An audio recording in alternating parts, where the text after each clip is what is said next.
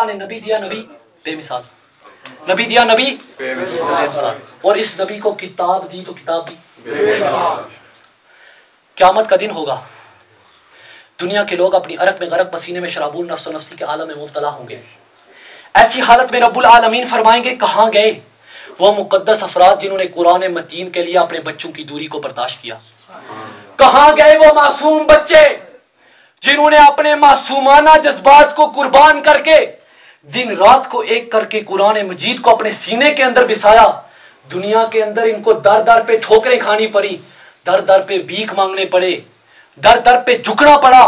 آج میں خالق کے کائنات ان حافظوں کے نہیں، ان حافظوں کے والدین پر، والدین کے سر پر ایسا تاج رکھتا ہوں، جب تاج رکھا جائے گا محشر والے حیران ہوں گے، یہ ہیں کون جو چمکتے ہوئے تاج کے ساتھ آ رہے ہیں؟ ولی ہیں، نبی ہیں، انبیاء کا خاندان ہے۔ اعلان ہوگا نانا نہ نبی ہے، نہ ولی ہے، نہ انبیاء کا خاندان ہے، بلکہ یہ وہ ہیں جنہوں نے دنیا کے اندر اپنے معصوم بچوں کو قرآن کے لیے قربان کر دیا۔ قرآن عزت والا، قرآن جس شہر میں آیا وہ شہر بھی، جس رات میں آیا وہ رات بھی، جو قرآن پڑھنے والے ہیں وہ بھی، جو قرآن پڑھانے والے ہیں وہ بھی عزت والے، خدا کی قسم عزت والے۔ اور اللہ عزتیں اتنی دیتے ہیں کہ پھر ہم دیکھتے ہیں نہ تو قرآن بے وفائی کرتا ہے، نہ خدا بے وفائی کرتا ہے۔ جنہوں نے قرآن سے نسبت کو جوڑا، قرآن نے نسبت کو بھی نہیں توڑا۔ آؤ چلتے ہیں مدینہ کی سرزمین پر، سیدنا عثمان غنی ہیں، 40 دن سے بھوکے پیاسے ہیں، قرآن سے تعلق کو نہیں توڑتے، جب شہید ہوتے ہیں قرآن فریاد کرتا ہے اللہ عثمان نے میرے ساتھ اپنا تعلق مرتے دم تک نہیں توڑا، اس لیے آج عثمان کا خون زمین پر نہیں قرآن کے پاروں پر گرنا چاہتا۔ مسئلہ سمجھ آیا؟ جنہوں نے قرآن سے نسبت کو جوڑا، قرآن نے نسبت کو بھی۔ 2 قطروں کی قیمت ویری ایکسپینسو، یا عثمان کے خون کا قطرہ جو قرآن کے پاروں کی زینت بنے، یا ابو بکر تیری آنکھوں کا قطرہ جو غار کی رات پیغمبر کے رخساروں کی زینت بنے۔ میرے دوستو، اللہ نے نبی دیا، نبی بے مثال دیا، اس نبی کو کتاب دی، کتاب بھی بے مثال۔ قیامت کا دن ہوگا، اللہ اعلان کریں گے این الذین کانوا ینزحون اسمع من اصوات المزامیر، کہاں گئے وہ لوگ جو اپنے کانوں کو دنیا کے اندر رنڈیوں کے نغمے سننے سے محفوظ رکھا کرتے تھے؟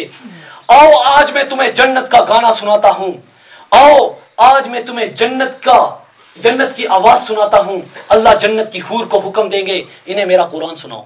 اس حور کا آواز، اللہ اکبر، اس کا تھوک اتنا میٹھا، وہ 7 سمندروں میں تھوکتے 7 سمندر شہد سے زیادہ میٹھے ہو جائیں۔ وہ اگر باتیں کرے تو جنت کے اندر گھنٹیاں بجنے لگتی ہیں، وہ اگر مسکراتی ہے اللہ جنت کو اوپر سے لے کر نیچے تک روشن کر دیتا ہے۔ ایسی حور کو اللہ حکم دیں گے انہیں میرا قرآن سناؤ، وہ قرآن سنائے گی۔ اللہ فرمائیں گے بتاؤ کبھی ایسا سنا؟ کہیں گے ایسا کبھی نہیں سنا۔ اللہ کہیں گے اس سے بھی اچھا سناؤں؟ وہ کہیں گے اس سے اچھا کس کا آواز ہو سکتا ہے؟ اللہ فرمائیں گے تعال تعال یا داؤد وارتقل المنبر، داؤد آ جا، ممبر کے اوپر چڑھ جا اور انہیں میرا قرآن سنا۔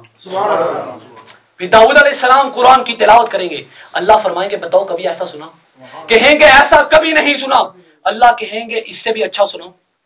وہ کہیں گے اس سے اچھا کس کا آواز ہو سکتا ہے؟ اللہ فرمائیں گے تعال تعال یا حبیبی یا محمد،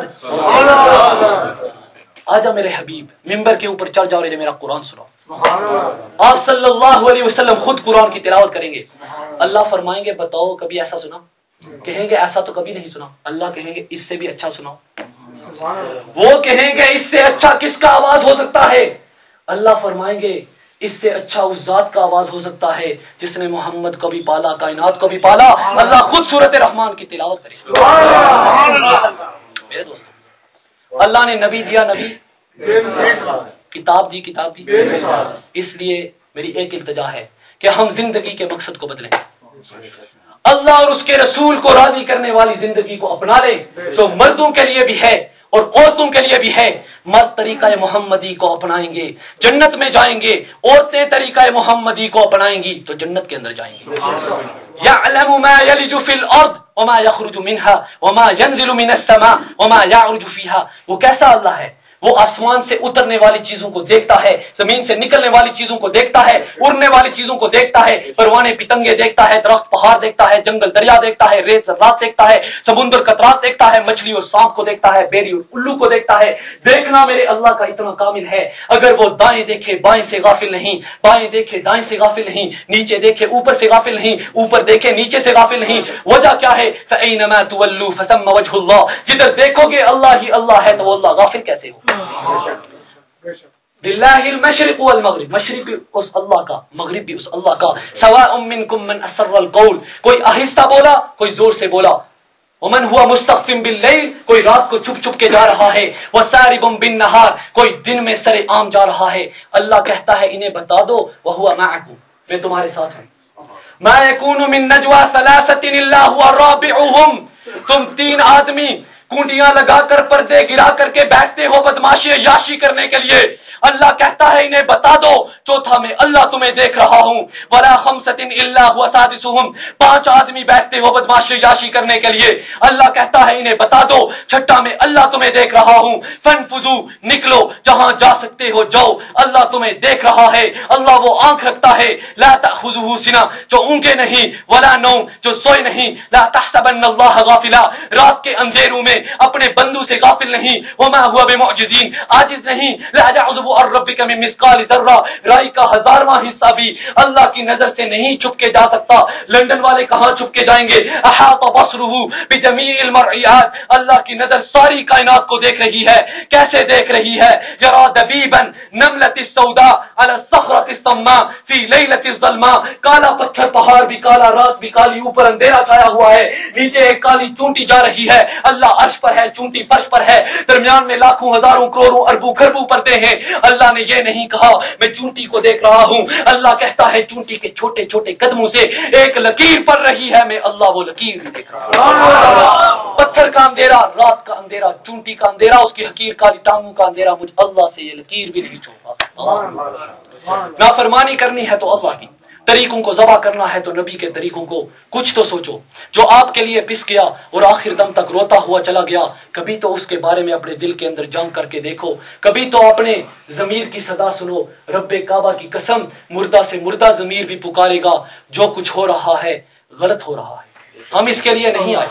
علامہ عبد الوہاب شعرانی رحمہ اللہ, آخری بات کہتا ہوں, علامہ عبد الوہاب شعرانی رحمہ اللہ نے بڑا عجیب نسخہ لکھا ہے. جو بندہ اس نسخے پر عمل کرے گا اللہ تعالیٰ اس کو کتب زبان ہی کتب عصر ہی بنا دیں گے. وہ نسخہ کیا ہے کہ آدمی تنہائی میں بیٹھے اللہ تعالیٰ کے احکامات کا تصور کرے, ان کے مٹنے کا صدمہ دل میں کے اندر محسوس کرے.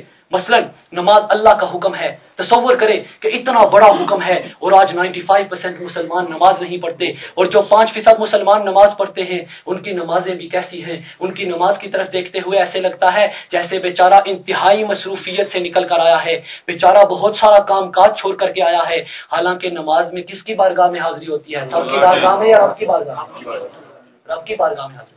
سب کے ہاں جانے والا تو بن سنور کے جاتا ہے, معطر ہو کے جاتا ہے, کیکز کا جاکٹ لگا کر جاتا ہے, رب پوش لگا کر کے جاتا ہے. سب کے ہاں جانے والا بن سنور کے جاتا ہے. رب کے ہاں آنے والا ایسے لگتا ہے جیسے بیچارہ انتہائی مصروفیت سے نکل کر آیا ہے. آخر رب کی بارگاہ میں آنے والے نے بھی تو رب کو دکھانا ہے, اس لیے نگاہیں سب سے ہٹانی ہیں, نگاہیں رب پہ لگانی ہیں کہ ہمارے قیام کو, رکوع کو, سجود کو اللہ پاک دیکھ رہے ہیں. گھر سے وضو کر کے مسجد کی طرف قدم بڑھانا جیسے احرام باندھ کر کے حج کو. اللہم انی اسألک تمام الوضوء, اے اللہ میں آپ سے کامل درجے کا وضو مانگتا ہوں.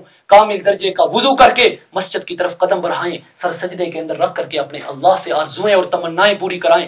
دکان بنانا, بلڈنگ بنانا, پلازا بنانا